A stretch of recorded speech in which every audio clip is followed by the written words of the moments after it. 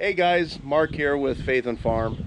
Hey, yesterday I actually did another video for you guys on showing you how to build a raised flower bed. I actually built this one yesterday, and the first part of the video that I filmed, it didn't come out good because of the lighting. So the part that you guys are going to be watching here in this video is going to start where I've already did all my cuts on the sides and on the legs. So I'll just kind of go through real quick what cuts I made and the links. So this is a 6x2 raised flower bed. It's the top of it is 2 foot tall, and so it's got a 1 foot, right around a 1 foot off the ground, coming up off the ground, 1 foot off the ground. So what I did is I cut my 4x4s at 2 foot lengths, and then I went ahead and cut my redwood. I used redwood because it's natural, it doesn't have any preservatives, and it's mainly just pretty much fence boarding, so it'll last a long time. It won't rot out like you know, Douglas fir or anything like that. And then plus it's not treated, so it's not treated wood. You're not putting chemicals into your dirt and eventually into your vegetables and into your body. So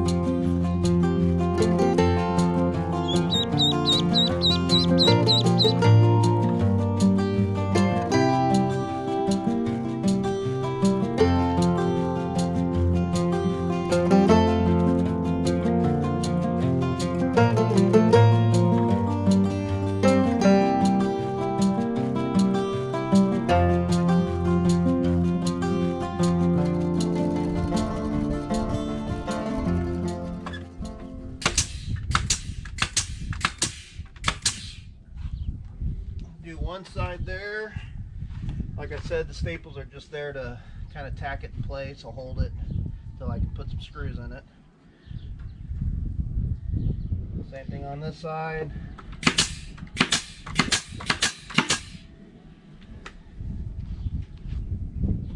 Okay, so now that we got the two sides ones on, I got to do my middle one. So what I got to do is go ahead and measure and find the exact center, and then I just eyeball it to put the center one in once I get my measurement.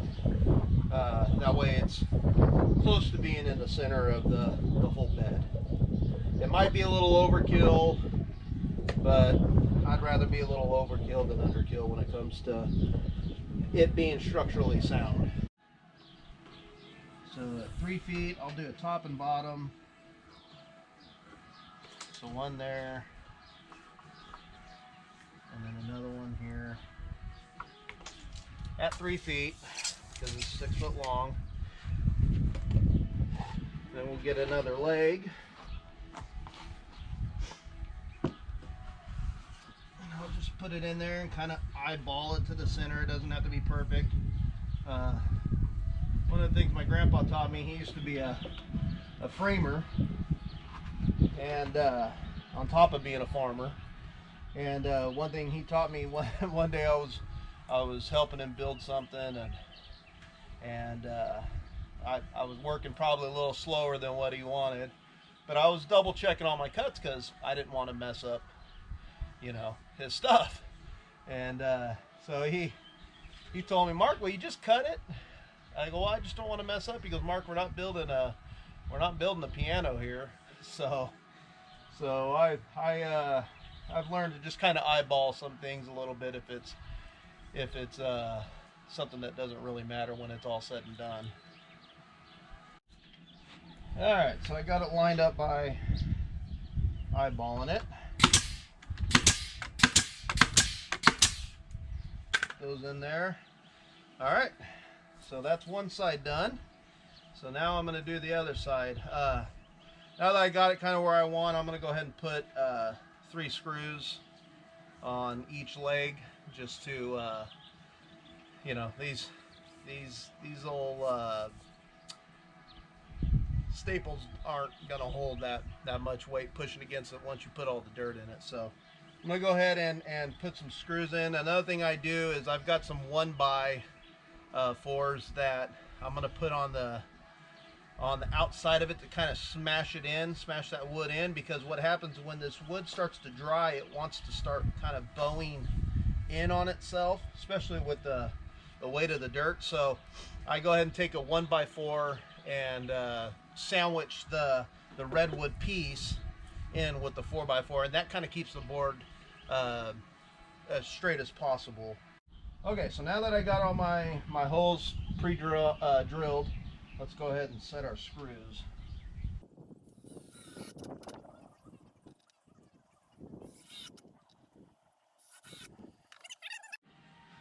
All right, now that I got both sides done, I'm going to do the smaller sides.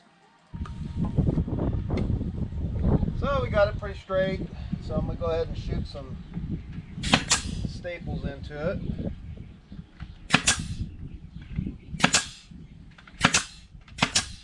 Alright, that one's done. I just kind of feel around. Feels like I got it pretty straight. Could have been a little better, but that's alright. That'll work.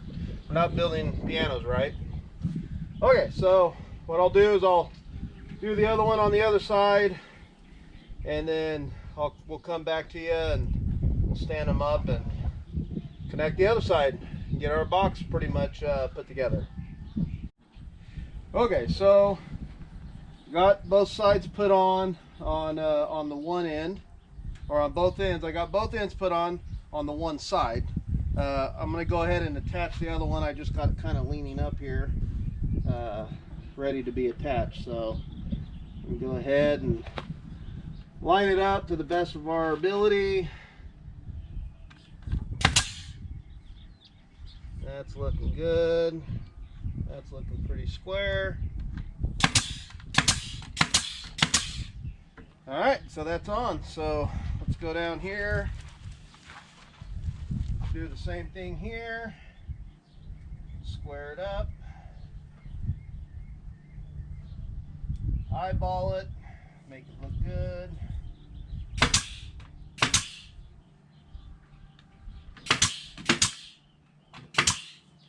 Okay, there's our box. So I'm going to go ahead and go behind and put some screws into it. Okay, so I didn't mention earlier, I meant to mention that I'm using number 9 framing screws. They're 3 inches long. They work really well. I mean, it might be a little overkill. You could probably get away with 2-inch long screws, except for down here in this area. You're gonna want at least 3 inches to make sure that, you know, this thing is getting a good bite on that 4x4. And then, like I said earlier, the drill bit that I'm using to drill those, pre-drill those out, is an 1/8 inch drill bit. That's about the perfect width of a drill bit for these screws, to make sure. I mean, I didn't get one crack on any of these 1x's with pre-drill on it like that. So I think that's the best way to go. Okay, so now that I got my 2x3s cut, and I like to cut them a little snug, just so it kind of holds itself in there while I'm putting my staples in at first, just to hold them. Then I'll put some screws behind once I pre-drill them. But I went ahead and got these cut. The way that I put these in is I lay these down flat like this, so it has more of a cover area to be able to put my my chicken wire onto for to make it a little more structurally sound. So I put them in flat like this. So I'll get them in. Like I said, I cut them a little snug, so I get them in place. I I don't sit here and measure and make sure that they're put in at a certain length. I just kind of eyeball it. I try to put two in each bay. That way it's got plenty of structural integrity to hold the dirt in. So once I get those in place, fill at the bottom, make sure it's nice and level. This one needs to come up a little bit. So that's perfect. Wow. Okay, so just kind of eyeball it, make sure it's nice and straight in there. Nobody's going to see it anyways unless they want to get on their back and get up underneath this and look at it. So go ahead and get it in place. Then I go and take my staple gun on this end and put a couple in. Got me in a little crowd sitting here watching, making sure nobody drives up on the property without getting barked at. Trigger, aren't you over here helping me, man? Getting your son? Huh? Don't look at me with those judging eyes. Trigger likes his son. Okay, so now that I got these all put in, I still got to put screws in them. But that's how I lay it out. Like I said, I don't sit here and measure. I just kind of eyeball those pieces in there and put them in there about as far as I think they need to be. Okay, so now that I got those 2x3s put in, now we're going to put our chicken wire in. So like I said, you go with 2 foot wide chicken wire, is what I like to do. And it is an absolute pain in the rear to deal with, but it works. So, and it's pretty cheap. So what we're going to do is kind of get it sat down there the best we can.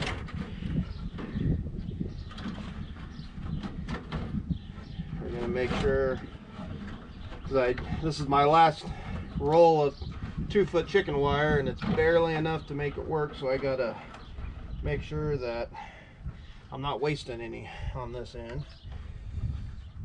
So we take our nail gun or our staple gun. I've got 5/8 staples in this, and we're going to get it shot in a couple spots just to kind of hold it where we want it.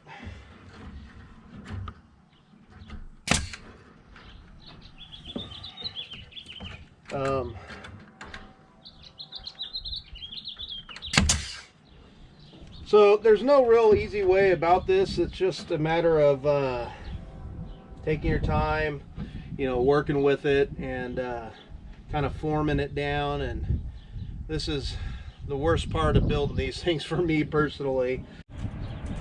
Okay guys, so I got the chicken wire put in. Got me a little helper now, Daniel boy. He's gonna help me put, this is just weed guard, just like the felt that you put down in your gardens to keep weeds from growing up. This will hold the dirt in on the bottom from of course falling through the chicken wire. So I've got the chicken wire all put in, all stapled. Like I said, when you do the chicken wire, make sure you put lots of staples, just so you know for a fact that it's gonna hold. It's probably overkill what I did, but like I said earlier, I'd rather overkill than not do enough. So anyway, so we got this rolled out. So Daniel, let's go ahead and get this. We're gonna put this down like this, try to center it up. Daniel, give me a little bit more, buddy. Keep going. Okay, so I need to have at least a foot worth that will give me enough to go up the walls. And so go ahead and roll it all the way out, bud. Like all of it? Yep, all the way out. All right, that should be enough. Okay, so, all right, so kind of come towards me. All right, so we want it to just kind of fall in. So what I do is I just kind of get it in there, the best I can for right now. And then, of course, the wind's going to blow a little bit now that I'm going to be doing this. But I just get it in there as best I can a little bit, and then what I do is I allow the dirt, when I go to get my dirt and put it in here, I allow the dirt to kind of spread it out for me, and that way it holds in there real good. So let me go ahead and get this positioned, and then I'll go grab some dirt and I'll show you what I mean by that. Okay, so because I'm making this box for plants that are going to be vines that are going to want to climb up things, I'm going to go ahead and make a homemade trellis for it to climb up. I went and I picked me up some 2x2. I think it's redwood. It's either redwood or cedar, but it's for outside stuff. So I bought me some of that. I'm going to go ahead. I already cut it into my lengths. It's going to be 6x3, so 6 foot wide. So it matches the box that we just got done building, and 3 foot tall. So this is my first time making it, so I'm hoping that's going to be tall enough. If not, then next year I'll just have to build a little bigger one.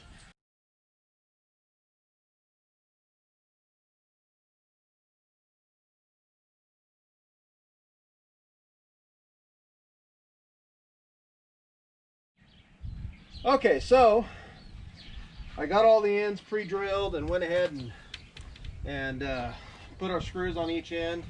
I want to make this a little more structurally sound, so I think what I'm going to do is take some of my extra 1x that I used on the box and just put little 45s on each corner. That'll keep it nice and square. And okay, so I got all my corner pieces cut. That's pretty much the way that they're going to lay out. So what I'm going to do is I'm going to take some 1.25 inch staples and put a couple staples on each end. All that's going to do is just kind of help with keeping it square and keeping the integrity of it square. And okay, so I got them all tacked down with some 1.25 inch staples. So that should hold pretty good. So what I'm going to do now is I'll lay it over on its side like so, or on its front end, and then I'm going to take some of this kind of wire, roll it out there, kind of get it as flat as I can, and then come back through with some 5/8 inch staples and staple it on the back side. So that way when it's standing up, it looks nice and clean, nice and pretty. So okay, so I went ahead and put on the wire, the fencing wire on here to make my trellis. Here's the finished product right here. So what I'm going to do is I'm going to take the leftover of these that I made the frame out of, and these are what I'm going to use to mount to the box. Okay, so what we're going to do here, if we can show on this back side over here, we're going to take these little arms that I made. These are the leftover pieces from building this, and I'm going to take, I've already pre-drilled them for screws, and what I'm going to do is I'm going to run it up the back end of it like this and put screws in it. That way it holds up really good. I'm going to put one on each end, and then I'm going to put a little short one in the middle.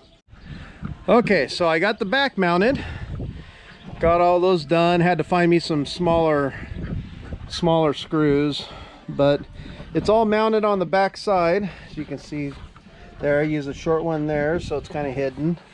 Same thing, longer one here, because there's gonna be a lot of, you know, especially once you get plants up here, it's gonna be like a cell. So there's gonna be a lot of torque on this when the wind's really blowing. Fortunately, we're kind of in a spot here where I'm not too worried about it, but I went ahead and reinforced it real good with screws on the backside and go up that trellis almost halfway with that piece of 2x2 and put, yeah, I think 3 screws on each side and then 3 screws on the bottom. So it's in there pretty good. So that is that part done. Now I have my other son, David. He's going to be coming out and helping me get the dirt and start putting dirt in so we can finish this bad boy up. So anyways, so as soon as he gets out here and I start dumping dirt, I'll show you the way that I dump the dirt in there to kind of get that weed felt in there and get it all situated in there real nice. Okay, so Now we got our topsoil over here. We're going to start putting dirt in here. This is just cheap topsoil from Home Depot. It's like $2 a bag. I find that this stuff works great. It says that it's ideal for filling holes and leveling low areas, but I mean, our rest of our garden's done with it, and we just add, you know, some chicken manure or steer manure to it to give it some good nutrients. So so I got my helper here, David, my oldest son, and he is going to help me kind of stretch this liner out and get it kind of in position. But like I said earlier, we're going to let the dirt kind of do the work for us on spreading it out where we want it to do. We just kind of have to kind of guide it and help it a little bit. So David, grab that in. Grab that in. Okay. And we're just going to kind of... This one's all rolled up, like I put in here. Yeah, it's okay. Just let it fall over the side. You're going to have to flip it. It needs to be turned. Okay, so we need to let it be kind of loose. So when you put this in here, sorry for looking at my derriere. When you put it in here, it's got to be kind of loose, because once you put that dirt in there, it's going to want to start pulling on it, and the last thing you want to do is rip it. So you got to be kind of gentle with it as much as possible, and kind of get it in position the best you can. And what I do is I start on one end of it and work my way all the way to the other end. So get the dirt. We're gonna pour the dirt in there. The only thing that I would suggest with this kind of topsoil is every once in a while there's like a little piece of plastic in it that I've noticed. I just pick it out when I find it. Other than that, it's good topsoil and it works really well, and you know, for what we need. And like I said, just add some steer manure or some chicken manure for it to give it some nutrients. So we're just going to dump a bag out like that, and I just start kind of pushing it over to the edges. You know, that's why I say let it kind of stay loose, but just kind of get a good bottom layer on it, and work your way to the other end. And then once you get it kind of in there, you'll know where to cut your felt, and we'll trim the felt up and continue to fill it up with dirt. So as soon as we get done with that, we'll show you the end product. Okay, so here's the finished product. So it came out really nice. All I got to do now is I've got some seeds I want to plant that are going to be the green beans, but then I'm also going to be planting, of course, putting in my cucumbers that are already ready to go in. So I'll probably be doing that this evening once it cools off a little bit. So anyways, if you guys like this, please hit the like button, and make sure you share it on Facebook, Instagram, all that. We do have a Facebook account under Faith and Farm.